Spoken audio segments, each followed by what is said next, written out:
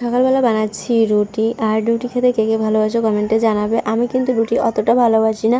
আর আমি রুটি খেলে আমি কী দিয়ে খাই জানো তো, পেঁয়াজ আর লঙ্কা দিয়ে। আমার খুব ভালো লাগে পেঁয়াজ লঙ্কা দিয়ে রুটি খেতে। আর যদি একটু মাংস হয় তাহলে তো ভালোই হয়, কিন্তু তবুও আমার একটা কি দুটো, লাস্টে আমার ভাত খেতেই হবে। আর আমি রুটি খেয়ে থাকতে পারি না। আমার ভাত হচ্ছে বেস্ট। ভাতের মতন আমার কোনো কিছু প্রিয় না, মানে খাবার জিনিস আমার খুবই ভালো লাগে ভাত। তো ভাত না খেলে আমার পেট ভরে না, তার জন্য আমি রুটি খেয়ে থাকতে পারি না। তবে সকালবেলা দুটো রুটি খেতে পারি, তারপরে তো দুপুরবেলা ভাত খাবোই, কিন্তু রাত্রিবেলা না। রাত্রিবেলা আমার রুটির জায়গায় আমাকে ভাত দিতেই হবে।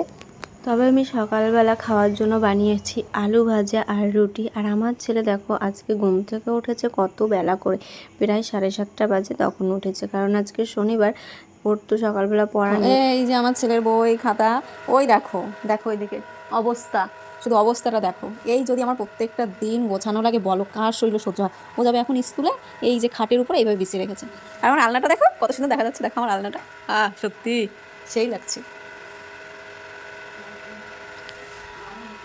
দেখা কি আছে? Steel body. হ্যাঁ, আর এগুলো কে গোছাবে? এই যে কে গোছাবে এগুলো?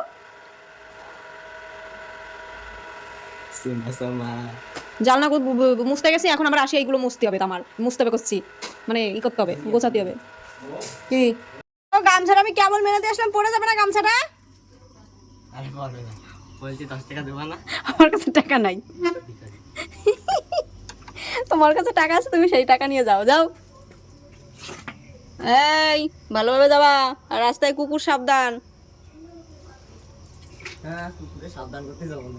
কুকুরে সাবধান করতে যেতে পারো, তুমি সাবধানে যাও, তাই বলছি। টাটা। হ্যাঁ, মান সম্মান আছে। যাও যাও, আমি আমার কাম করি, তুমি তোমার কাম করো, ভবিষ্যৎ উন্নতি করো। হ্যাঁ, আসি। নালে আমার মতন জালনা মুছতে হবে, পড়াশোনা করো। আমি জালনা মুছতে আইছি না। রুটি বানিয়েছি, এখন সেই রুটিগুলো খাবো।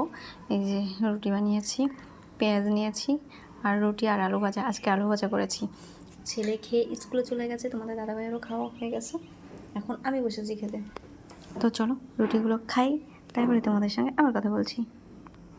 আজকে বাড়িতে বানাচ্ছি ডিমের ঝোল। অনেক দিন ধরে ডিমের ঝোল খাওয়া হয় না।